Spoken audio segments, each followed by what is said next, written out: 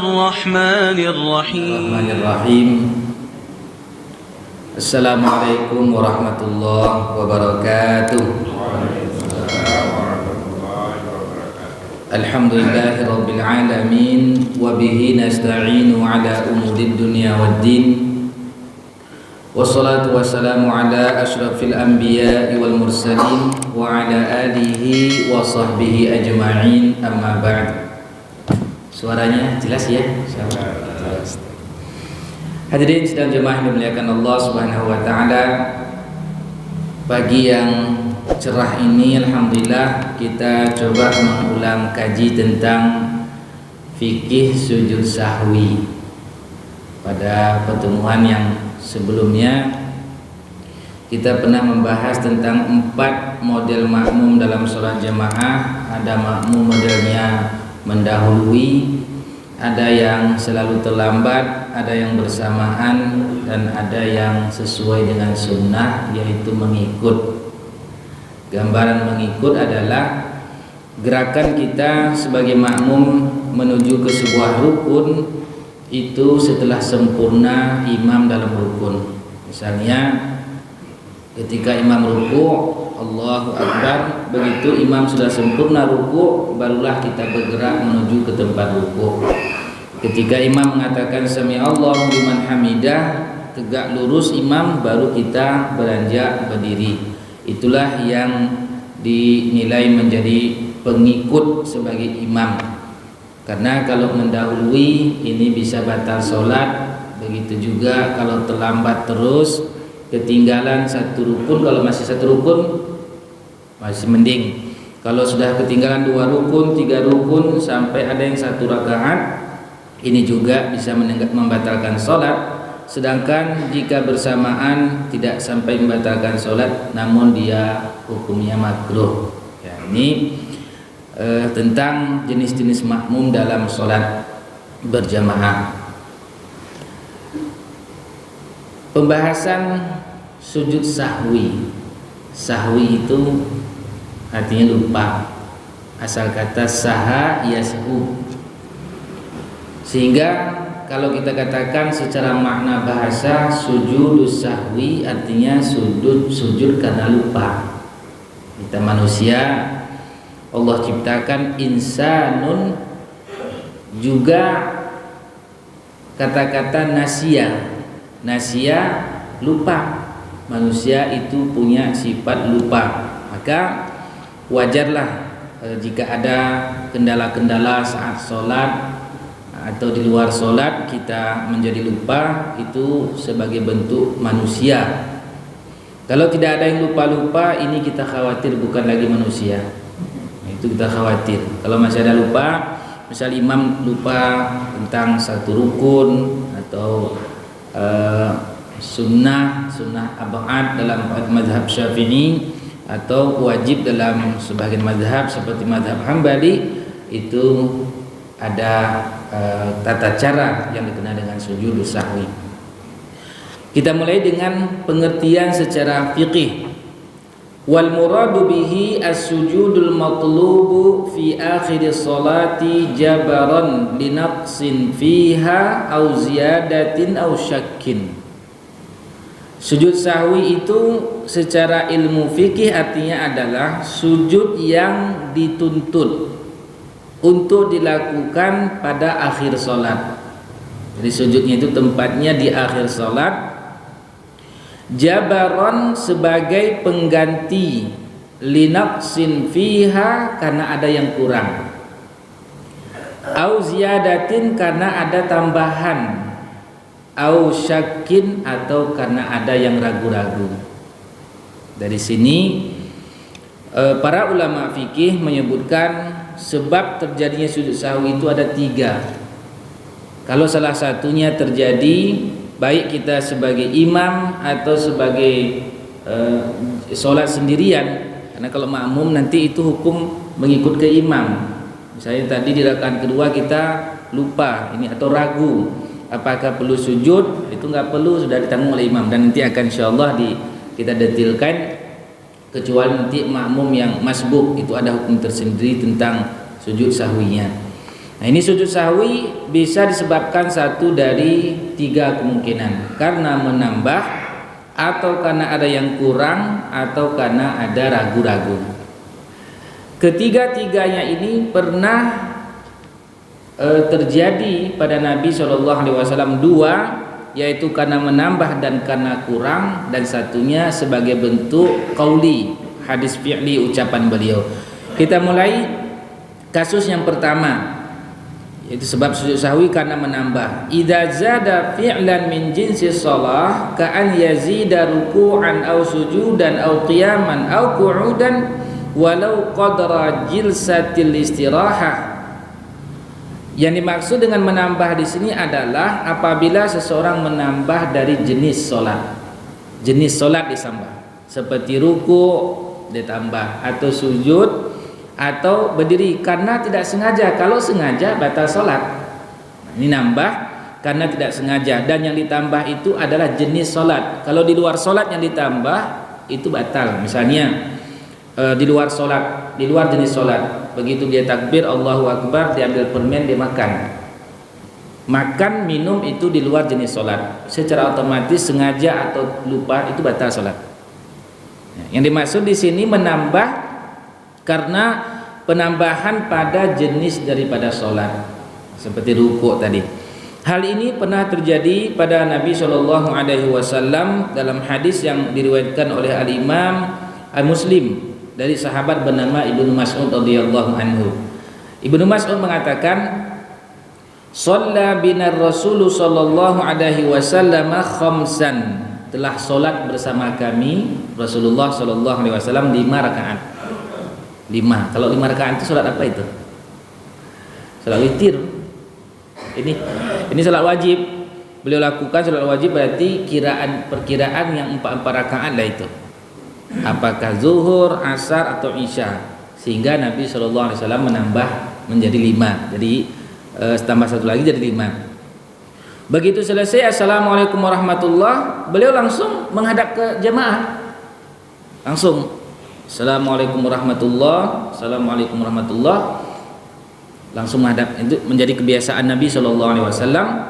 Selesai sholat itu langsung menghadap jemaah. Begitu menghadap jemaah, kan para sahabat ini nggak berani negur. Apa yang terjadi? Tawaswasal qaum. Para jemaah hanya ribut seperti suara gemuruh. Mau bertanya tidak berani, karena ada perasaan ini seorang nabi nggak mungkin lupa, karena ada wahyu. Tetapi juga para sahabat itu tadi ya nggak berani, namun bersuara di luar. Bersuara maksudnya bersuara setelah sholat. Yang kebiasaan para sahabat itu setelah sholat masing-masing zikir. Ini kok lain pemandangan.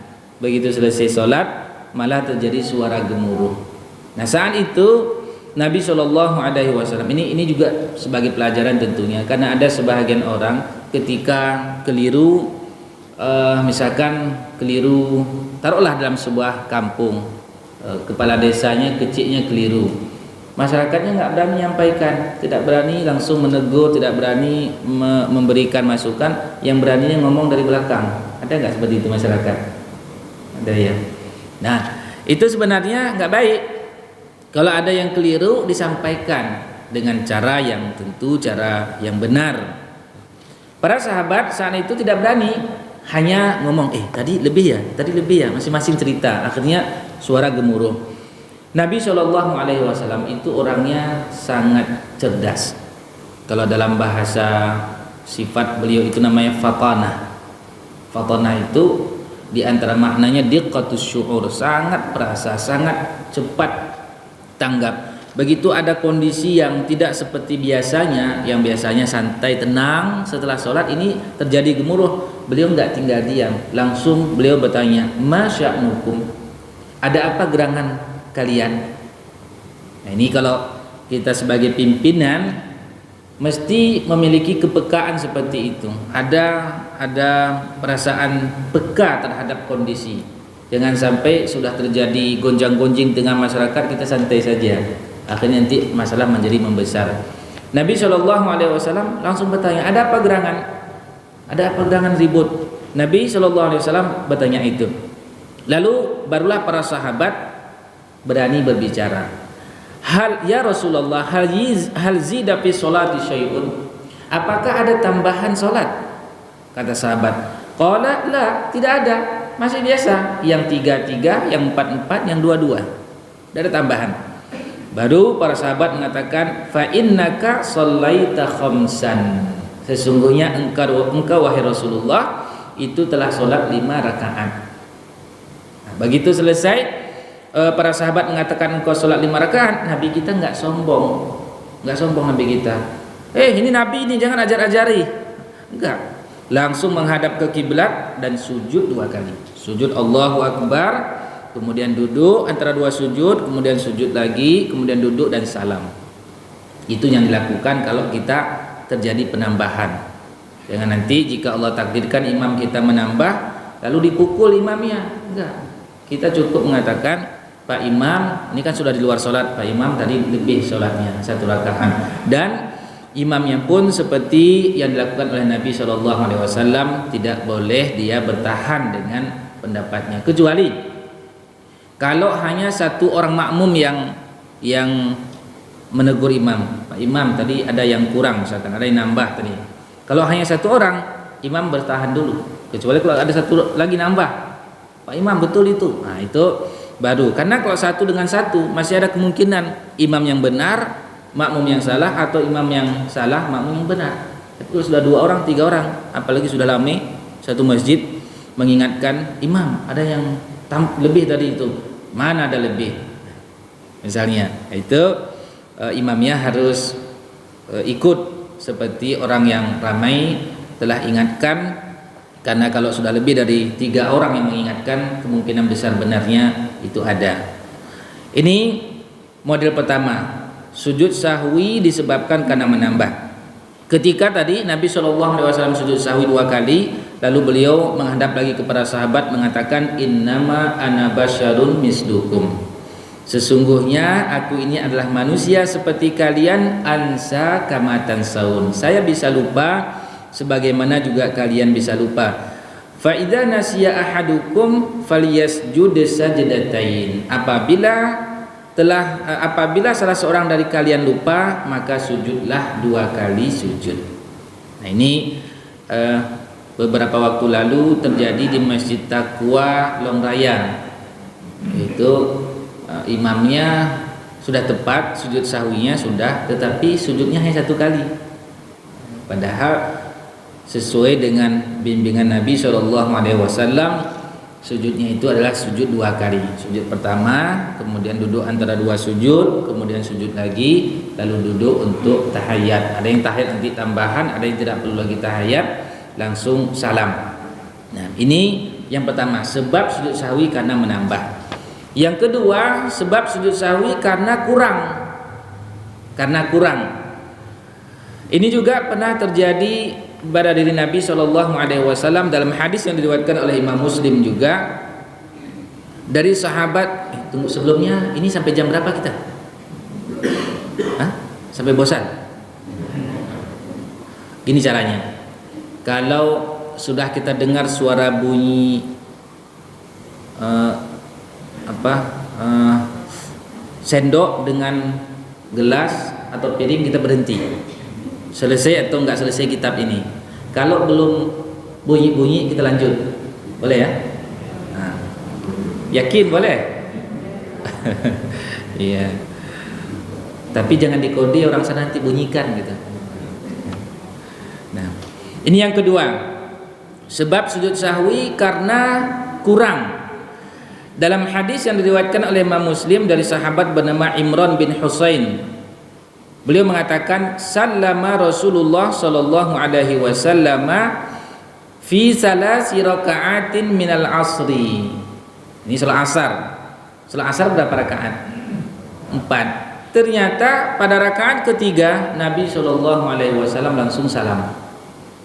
Para sahabat setelah salam, summa qama fadakhala al-hujrah. Begitu salam tidak langsung duduk seperti tadi, langsung masuk ke kamar, ke bilik beliau.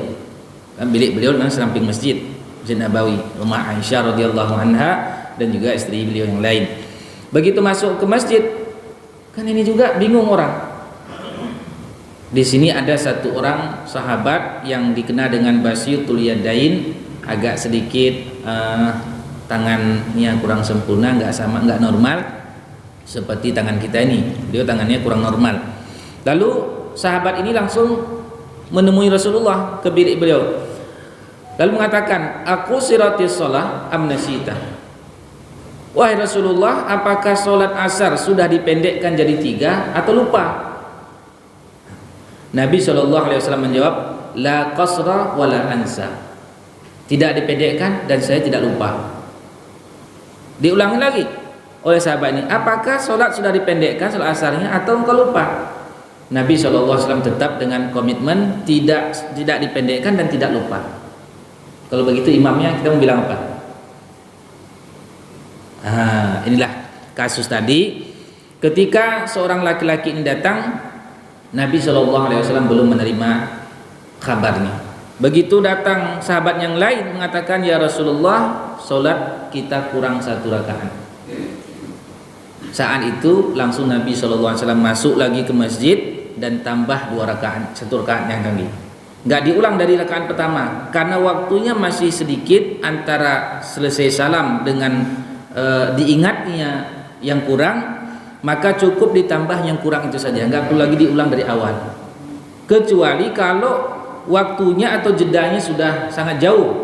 Misalnya ini kan sholat subuh tadi kurang 1 rakaat, imam salam, setelah selesai salam kita pun masing-masing beraktivitas, Pak Imam pun pergi ke Pasar Aceh dulu.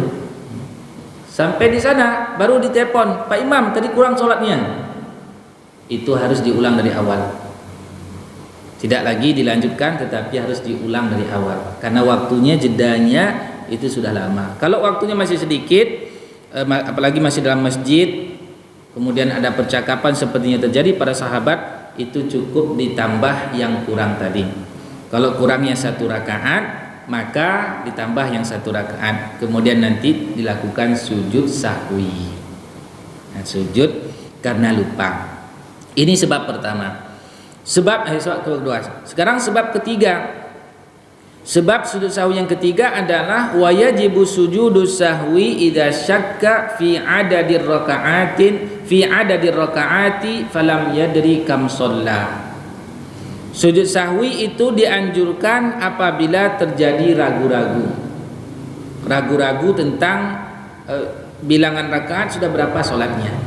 Kadang-kadang kan terjadi itu pada diri kita, baik sebagai imam ataupun kita sholat sendirian. Begitu sholat Allahu Akbar di rakaat sholat maghrib misalnya, sudah rakaat kedua, datang ragu-ragu, ini sudah 3 rakaat atau baru 2, 3 rakaat atau baru 2. Apa biasanya kita lakukan?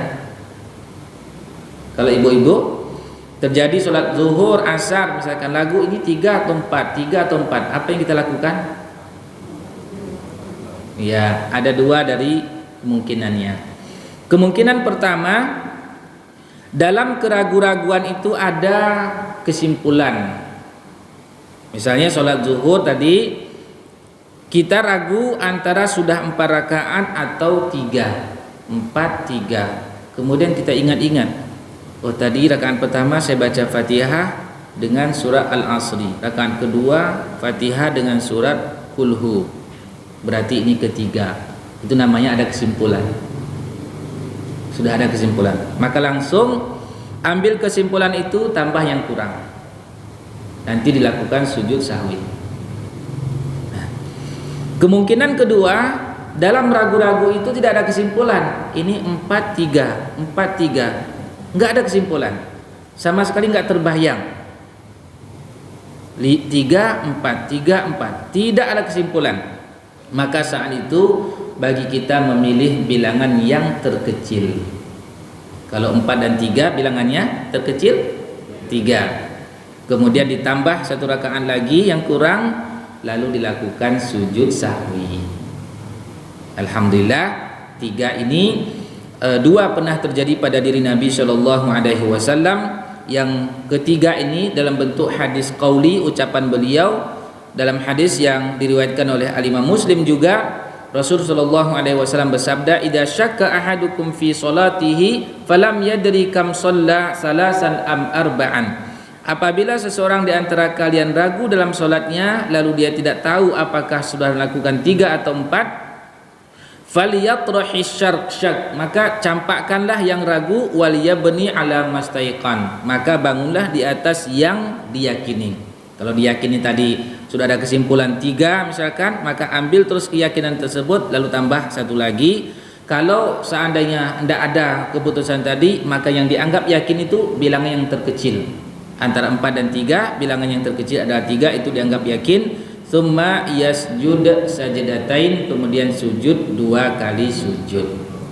Ini 3 sebab terjadinya sujud sahwi. Pertama karena menambah, yang kedua karena kurang, yang ketiga karena ragu. Kalau ragu-ragu dalam kamusnya Brimob itu apa? Ragu-ragu pulang, ragu-ragu mundur. Tapi dalam sholat nggak ada kata-kata pulang. Pilih salah satunya. Kalau sudah ada kesimpulan, ambillah kesimpulan itu. Kalau belum ada kesimpulan, pilih bilangan yang terkecil. Pertanyaan, bagaimana dengan makmum yang masbuk? Apakah ketika imam sujud sahwi, makmum juga perlu sujud sahwi? Sebelum kita jawab pertanyaan ini, kita ingin dengarkan dulu, ada masukan dari 3 hal ini. Ada yang ingin kita diskusikan supaya ya. Masya Allah. Apa yang harus kita baca ketika sujud sahwi dan ketika duduk antara 2 sujud?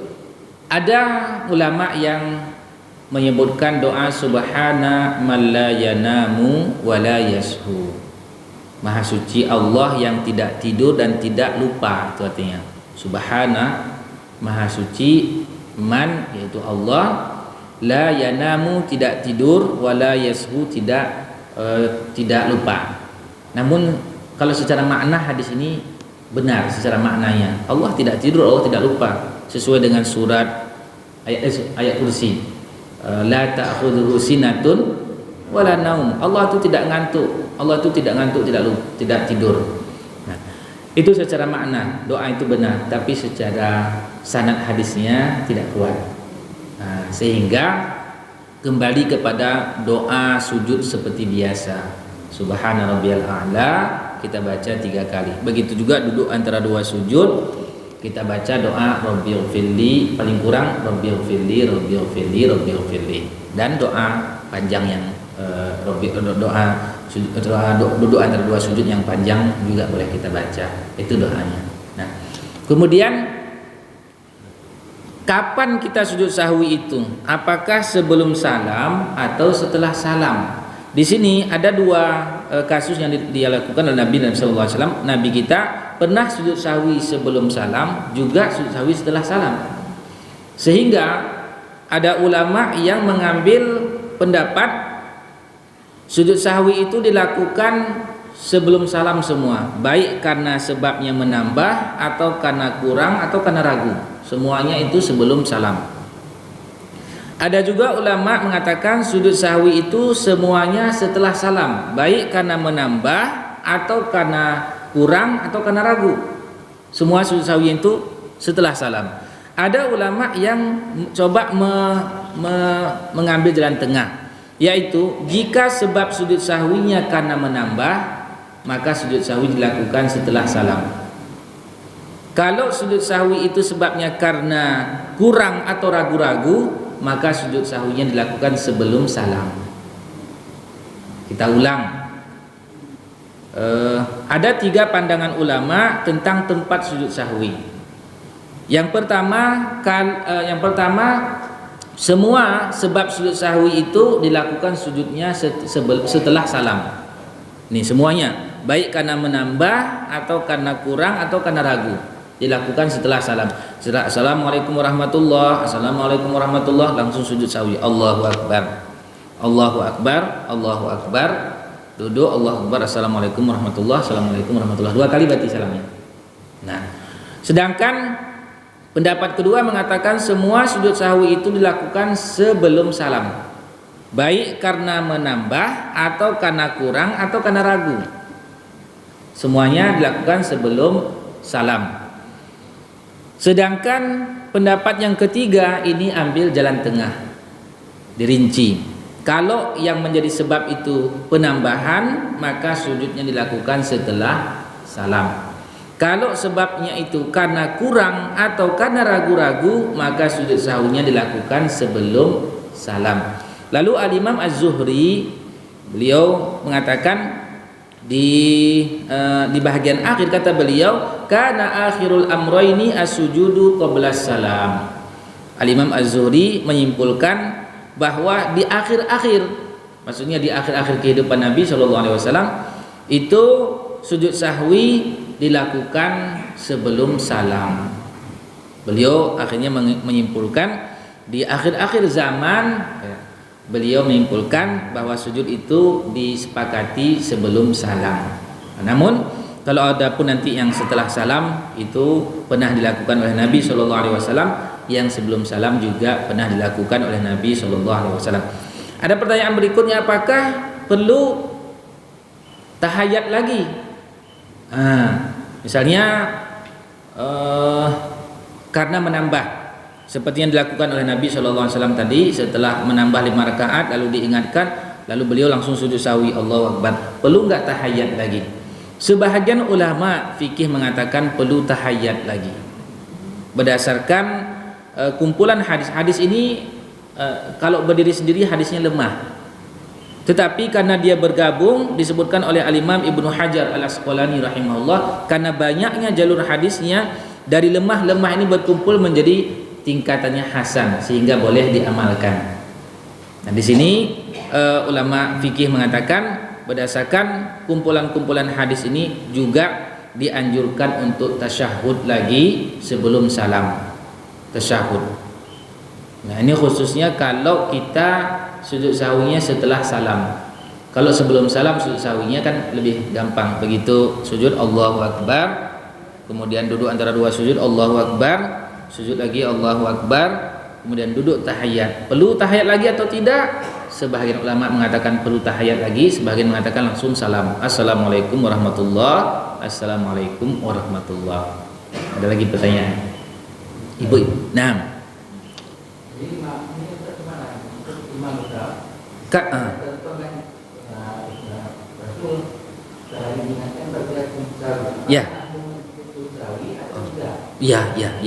Ya. Ini pertanyaan luar biasa, termasuk nanti makmum yang masbuk kita lanjutkan. Kalau makmum itu dari awal sampai akhir bersama Nabi SAW dan ia masih berada di tempat, maka tetap mengikuti sujud sahwi yang dilakukan oleh imam. Semua langsung sujud sahwi. Nggak boleh ada yang bertahan. Karena ada yang kurang atau ada yang ragu, ada yang lebih tadi.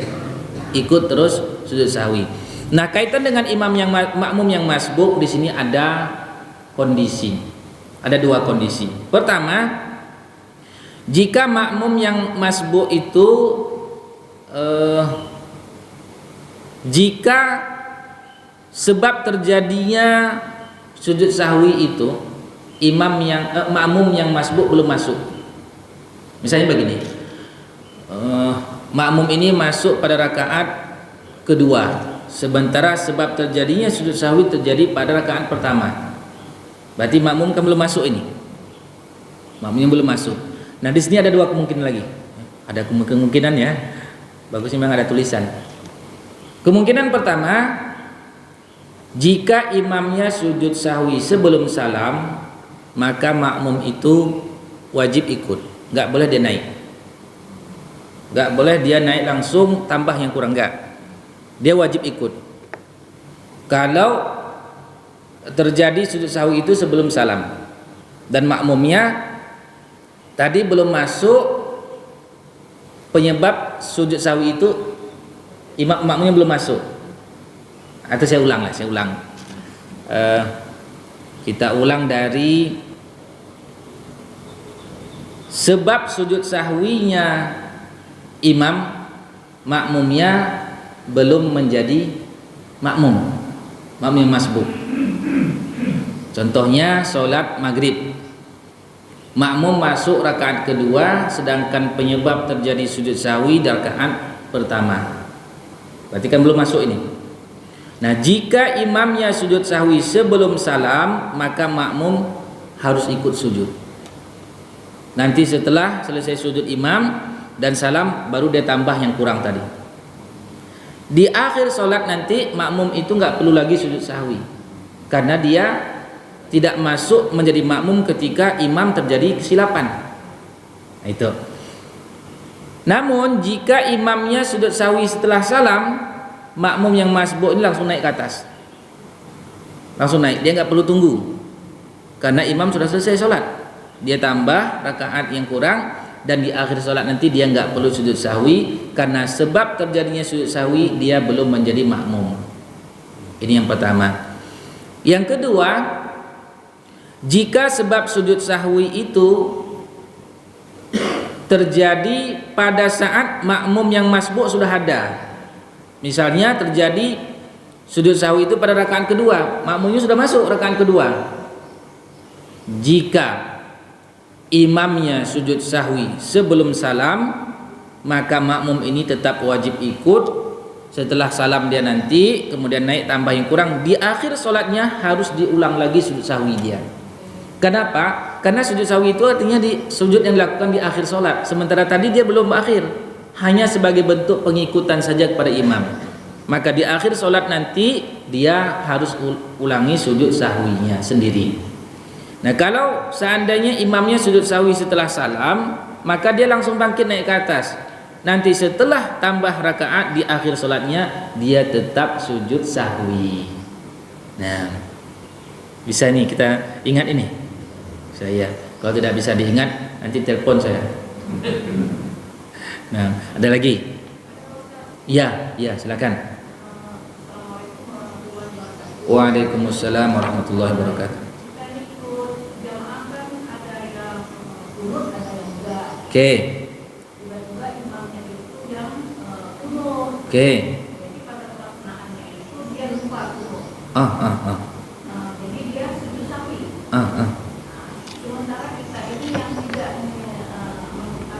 Masya Allah.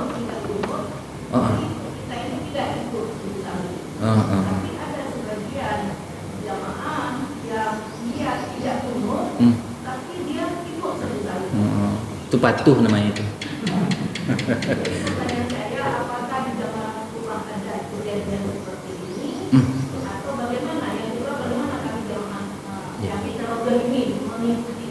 Baik. Barakallah. Waalaikumsalam warahmatullahi wabarakatuh.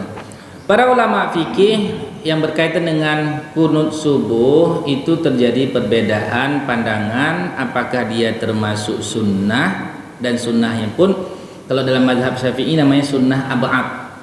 Sunnah ab'ad itu ada dua dalam sholat. Sujud kunut subuh dengan duduk tahiyat awal, itu dalam mazhab Syafi'i namanya sunnah ab'ad. Dan sunnah ab'ad itu bukan wajib, beda. Sunnah ab'ad. Namun dalam mazhab Asy-Syafi'i rahimahullah, ketika ditinggalkan karena lupa itu jabaran, diganti dengan sujud sahwi. Nah, dari segi pemahaman ulama fikih. Dari segi bagaimana bisa ulama berbeda pandangan dalam masalah kunut subuh, beranjak dari sebuah hadis yang dari sahabat namanya Ja'far Ar-Razi. Sahabat Ja'far Ar-Razi, beliau diperselisihkan apakah hadis yang beliau riwayatkan ini kuat atau tidak. Sebahagian ulama hadis mengatakan enggak kuat, sehingga hadis yang diriwayatkan dari beliau itu dianggap lemah. Sebahagian mengatakan bisa jadikan sebagai landasan, sehingga hadis yang diriwayatkan menjadi diamalkan. Dari sinilah awalnya, dari sumber hadis tentang hadis tentang kunut subuh khusus itu memiliki kekuatan landasan atau tidak. Bagi ulama yang mengatakan enggak kuat, sudah otomatis enggak pakai. Bagi mengatakan ini bisa jadikan sebagai landasan, secara otomatis pakai. Namun yang jelas sejauh bacaan saya tidak ada ulama yang mengatakan yang tidak kunut subuh batal solatnya, yang kunut subuh juga batal solatnya. Belum saya dapatkan, wallahu a'lam. Nah, bagaimana kalau seandainya seperti kasus tadi, imam meyakini kunut subuh itu adalah sunnah berdasarkan hadis tadi, lalu dia amalkan, tiba-tiba beliau lupa dan sujud sahwi. Kita makmum apakah bertahan? Ikuti seperti yang dilakukan oleh imam selama tidak melakukan pembatal solat. Termasuk misalnya imamnya meyakini kunut subuh itu sunnah, lalu berdiri. Apakah ketika imamnya berdiri kemudian kita langsung sujud, atau kita juga berdiri? Misalnya tadi imam kunut subuh, Allahumma masih ingat doanya? Atau ini kaum muslim jamaah yang enggak mau kunut subuh semua ini? Allahumma hdina fiman hadait wa afina fiman afait. Walaupun sebenarnya itu doa kunut witir itu. Iya. Taruhlah itu. Kemudian imamnya kunut, Allahumma hdina fiman hadait wa afina fiman afait wa tawallana fiman tawallait wa barik lana fima atait wa qina bi rahmatika syarra ma qadait. Kunut imamnya. Kita makmum sujud atau berdiri? Ayo. Kalau kita langsung sujud batal sholat karena tidak mengikuti imam. Kita berdiri, tetap berdiri. Nah, berdiri kita apakah dengan mengangkat tangan, dengan tidak mengangkat tangan, itu nggak ada hubungan dengan batal sholat. Nggak ada hubungan. Mau angkat tangan 1, 2, 3 gini nggak ada hubungan. Mau begini sah, begini sah sholatnya. Yang tidak sah sholat ketika imamnya kunut kita langsung sujud. Itu namanya melawan imam, melawan arus namanya. Nah, masalah kita angkat tangan nggak angkat tangan itu nggak ada hubungan. Dan kunut itu secara bahasa artinya berdiri. Kunut itu berdiri, diri yang panjang. Nah, qanitun orang-orang yang berdiri. Baik, demikian. Nah. Belum ada suara-suara kok. Iya, kalau begitu ada lagi? Ada, masya Allah, tambahan. Kalau tidak ikut imam, ya. Bagaimana? Masalah kunut, ya.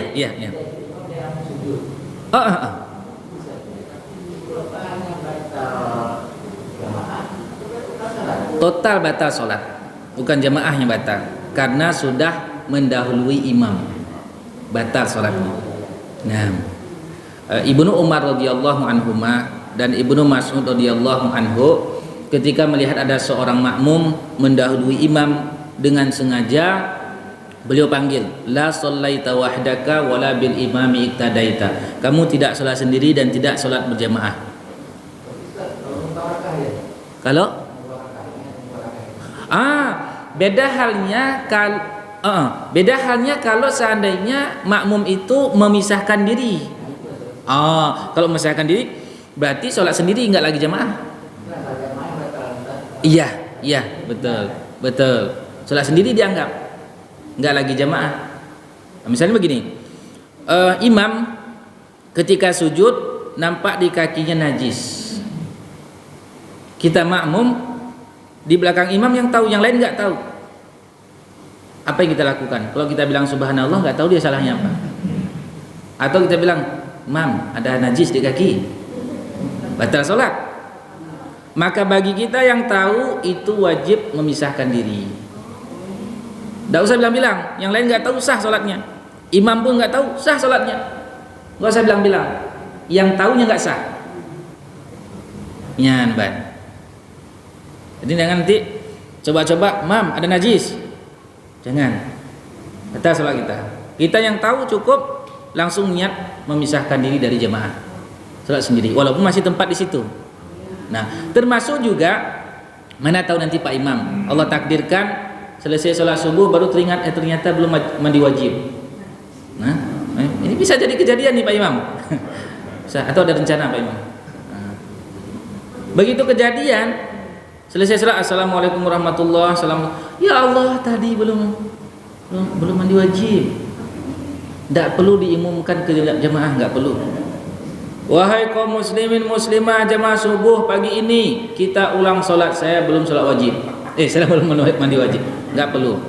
Cukup imam pulang ke rumah mandi wajib sendiri, solat sendiri. Kita makmum yang enggak tahu itu sah hukumnya. Nah. Enggak tahu, kita enggak tahu sah hukumnya. Iya. Iya. Kalau dikasih tahu nanti tambah repot lagi jamaah. Ini sudah panjang ayatnya, sajadah lagi, al-insan lagi, disuruh ulang lagi sholatnya. Wah, bisa dipukul nanti imamnya sama jamaah. Iya. Baik. Demikian insyaallah bila ada waktu kita tambah lagi pembahasan-pembahasan yang lain yang berkaitan dengan sehari-hari kita insyaallah. Masalah sujud sahwi ini sedang jemaah sekalian banyak sekali yang nelpon. Banyak sekali. Ada kemarin kurang sholatnya ini dari Ajun. Ustaz, ini ada jemaah kami sholat asar kurang sholatnya, imamnya nggak mau tambah-tambah. Kita yang makmum gimana Ustaz? Kalau waktunya sudah panjang maka diulang dari awal. Kalau masih sedikit maka ditambah yang kurang itu. Tetap bertahan imamnya. Kalau imam yang bertahan, dia dengan Allah, kita yang tahu, wajib kita lakukan yang kurang itu. Wajib kita lakukan. Karena ada sebahagian imam memang Allah takdirkan bertahan dengan pendapatnya. Ada.